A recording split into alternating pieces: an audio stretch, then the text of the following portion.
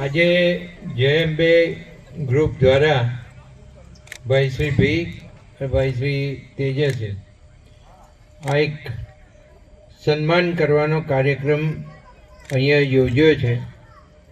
એમાં નડિયાદના ઘણા બધા પ્રતિષ્ઠિત વ્યક્તિઓ, કાઉન્સિલરશ્રીઓ અહીંયા ઉપસ્થિત છે. સાથે ખાસ વિશેષ આપણા મેમ્બર ઓફ પાર્લામેન્ટ અને આ જિલ્લાની અંદર ચૂંટાતા આવતા એવા એમપી શ્રી આપણી વચ્ચે દેવુસિંહજી ચૌહાણ પણ ઉપસ્થિત છે. અહીંયા શહેર ભાજપની ટીમ પણ છે અને સૌ આગેવાનો પણ છે. ત્યારે આજે ખાસ કરીને આ જે સન્માનનો કાર્યક્રમ છે, એ સન્માન તો મારું સન્માન ના કહેવાય, સન્માન તમારા બધાનું સન્માન. આજે 5/5/85 હું પહેલું ઇલેક્શન મ્યુનિસિપાલિટીનું લડ્યો હતો અને ત્યારથી આ સેવાકીય પ્રવૃત્તિમાં સતત હું જોડેલો છું. અને વચ્ચે મને મ્યુનિસિપાલિટીનો પ્રેસિડેન્ટ પણ બનવાનું મળ્યું. ત્યાર પછી 98થી હું ધારાસભ્ય તરીકે ચૂંટાયો અને સતત 6 વખત ચૂંટાયો. એમાં ચીફ વ્હીપ તરીકે 12 વર્ષ રહ્યો.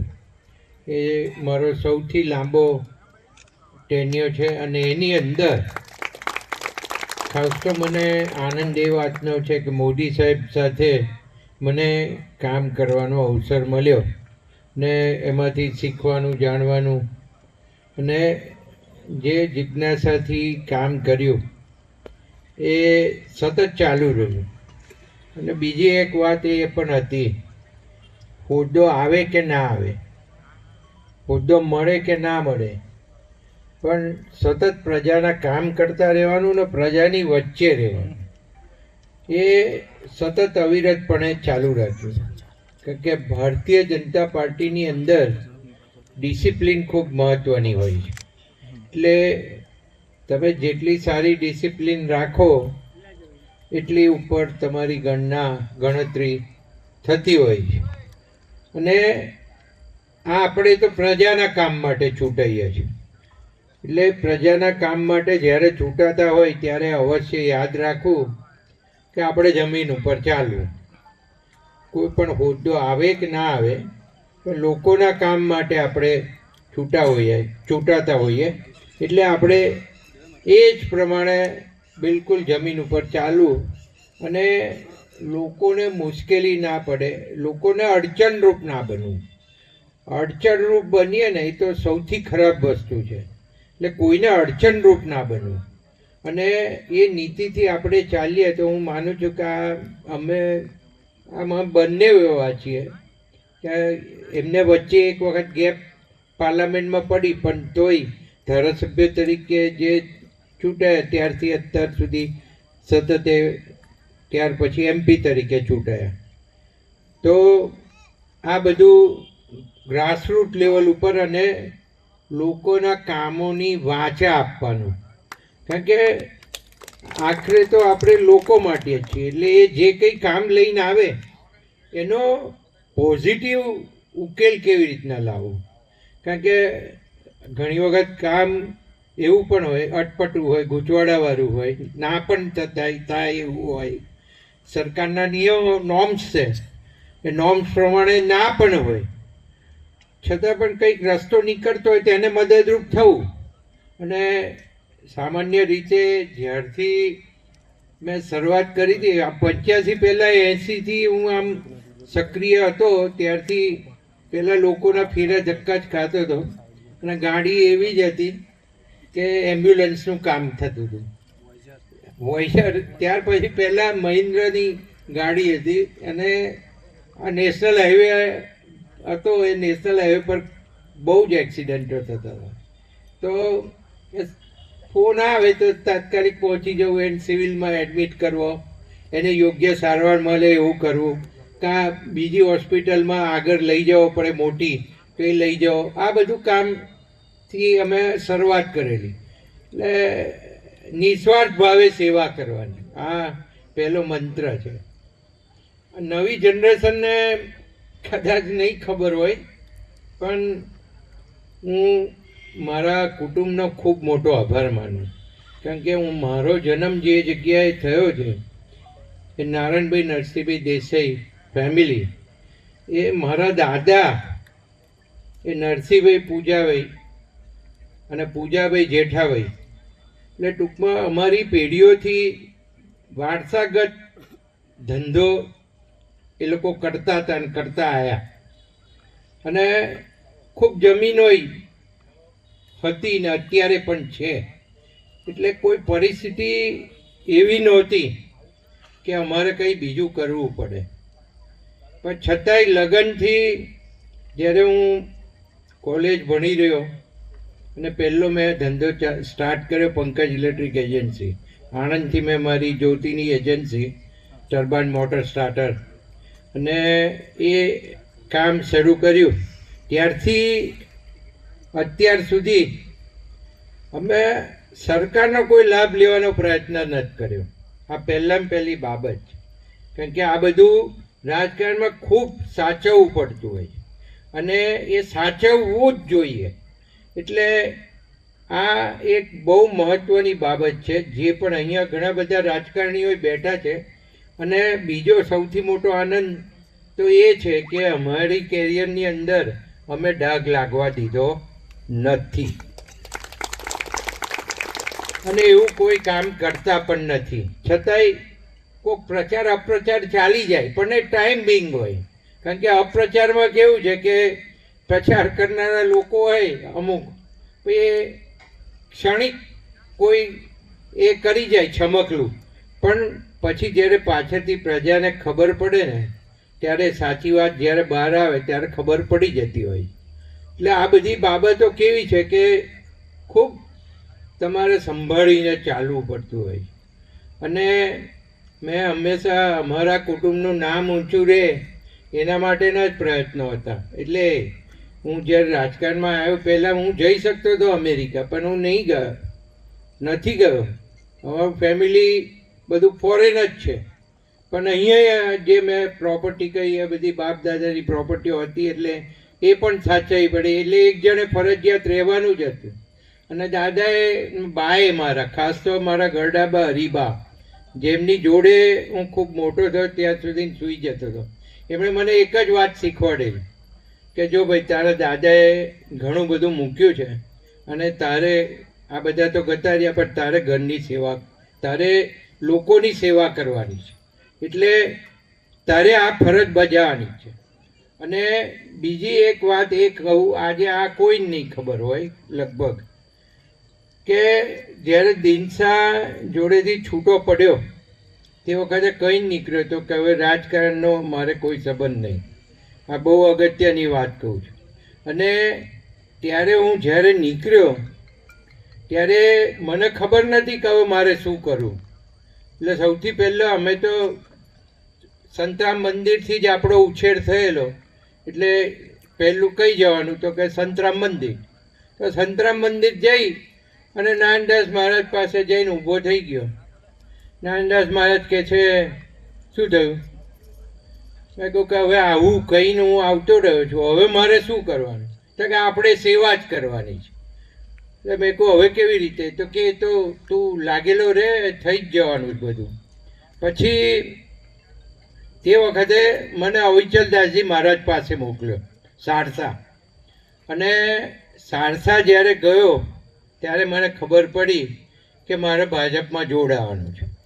અને 97ની અંદર અડવાણીજીની જે રથયાત્રા આવતી હતી એની અંદર મને જોડવામાં આવ્યો, કરમસદની અંદર સરદાર પટેલ સાહેબના સ્ટેચ્યુ આગળ. અને જે વખતે હું જોડાયો એ વખતે મેં નિશ્ચય કર્યો હતો કે કોંગ્રેસને પૂરી તોડીશું. અને તે વખતે 97માં મને એવું ખબર નથી કે મારે 98માં MLAનું ઇલેક્શન લડવાનું છે. કારણ કે 97માં હજુ તો કેશુબાપાનો ભારતીય જનતા પાર્ટીની સરકારનો શરૂઆતનો ટાઈમ હતો. એટલે મારે કમ્પલસરી 5 વર્ષ તો જવા દેવાના જ હતા. એટલે એ સાથે જ હું તો ભાજપમાં જોડ્યો હતો અને મેં મારી સેવાકીય પ્રવૃત્તિઓ ચાલુ રાખી. પણ થયું એવું, સંજોગો એવા બન્યા, એક જ વર્ષની અંદર શંકરસિંહજી છૂટા પડ્યા અને સરકાર ગબડી ગઈ અને નવી સરકાર શંકરસિંહજીની બની. એ પણ એક વર્ષની અંદર પૂરી થઈ ગઈ અને એક વર્ષની અંદર જે 98ની અંદર ઇલેક્શન આવ્યું ને પાછું મને જય મહારાજના આશીર્વાદથી, પહેલી નાનદાસ મહારાજના આશીર્વાદથી ટિકિટ મળી ગઈ. ટિકિટ મળી, પહેલી વાર લડ્યો ત્યારે મને ખબર એ નહોતી કે આ બધું, અહીં તો તમને ખબર છે કે નડિયાદની અંદર તમારે શું શું કરવું પડે, એ બધાને ખબર જ છે. એટલે એ બધું પણ થઈ ગયું. કોણ? તો કે નાનદાસ મહારાજના આશીર્વાદ. એ થઈ ગયું, જીતીએ ગયો. એટલે ત્યારથી પછી કન્ટિન્યુ જીતતો આવ્યો અને આજે પણ આ સેવાકીય પ્રવૃત્તિ ચાલુ છે. પણ હું એટલું ચોક્કસ કહું કે આ બધું કોના લીધે? તો આ બધું તમારા લોકોના લીધે છે. અને મને બરાબર ભાન છે અને ખબર છે કે મારે શું કરવું જોઈએ અને શું ના કરવું જોઈએ. એટલે મેં મારી મર્યાદાઓ બાંધેલી જ છે. અને જીવનમાં મારા, હું 65 વર્ષ તો થઈ ગયો, પણ મેં જીવનમાં એ જે લાઈન દોરેલી હતી એ લાઈન ઉપર જ ચાલ્યો અને એના કારણે આટલે પહોંચ્યો. અને આજે મારે ખૂબ સારી વાત છે કે મને આજે પીએસસી કમિટીનો ચેરમેન બનાવ્યો. એટલે મારી પર વિશ્વાસ, ભરોસો મૂક્યો ભારતીય જનતા પાર્ટીની સરકારે. એટલે હમણાં કહ્યું એમ કે કોઈ પદ માટે નહીં, પણ સેવા માટે આપણે તૈયાર રહેવાનું. ને મારા માટે ખૂબ આનંદની બીજી વાત એ છે કે મારે હમણાં જ મ્યુનિસિપલ કોર્પોરેશન આપણે 1 વર્ષ પહેલાં, 1.25 વર્ષ પહેલાં બનાવી અને અમારી પ્રજાકીય પ્રવૃત્તિઓ ચાલુ જ હતી. કારણ કે વચ્ચે તો કાઉન્સિલર હતા નહીં, પણ બધા એક્ટિવ હતા. તો મારી ઈચ્છા એવી હતી કે 52 સીટ જીતાડી લાવીએ. અને મેં ઉપર પણ સરકારમાં ભૂપેન્દ્રભાઈ સાહેબને, જગદીશભાઈ સાહેબને, અમારા પ્રમુખ સાહેબને, સીએમ સાહેબને પ્રોમિસ આપ્યું કે 52 સીટ જીતાડી લાવીશું. પણ સંજોગો વસાત એક સીટ આપણી ગઈ. એમાં જે પ્રચાર ચાલી ગયો હોય, પણ કોઈ મન દુઃખ લગાડવાની જરૂર નહીં. અમે નવેસરથી એ મહેનત કરશે. 51મું કમળ, 52મું કમળ આપણું, અને નવેસરથી મહેનત કરીને ફરી વખત આવશે. પણ આનંદ એ વાતનો છે કે 51 સીટ જીત્યા. જો 52 જીત્યા હોત તો આપણે આખા ગુજરાતમાં 3જા સ્થાને હોત અને 3જો નંબર લેવો જ તો આપણે. એટલે પહેલાં, બીજા, ત્રીજામાં આપણે આવી જ ગયા હોત. પણ હું કહેતો તોય ખરો કે ભાઈ 4 કમળ, હું કોઈ નામ જ નથી બોલ્યો. આજે કંજરીનું ઇલેક્શન હોય, જિલ્લા પંચાયતનું હોય, તાલુકા પંચાયતનું હોય કે આપણા નડિયાદ મ્યુનિસિપાલિટીના 13 વોર્ડ હોય, એમાં કોઈનું નામ નહીં બોલ્યો. હું જઈ ગયો તો મેં એક જ પ્રચાર કર્યો કે 4 કમળને મત આપજો, 4 બટન કમળના દબાવજો અને નીચે પીળું બટન દબાવજો. અને એ રીતે પ્રજાએ જે વિશ્વાસ મૂકી અને આ 51 કમળ જીતાડીને મોકલ્યા, એ બદલ હું પ્રજાનો ખૂબ ખૂબ આભાર માનું. કારણ કે હવે જાહેર સમારંભો આ 13 વોર્ડવાળા એમની રીતના ગોઠવશે.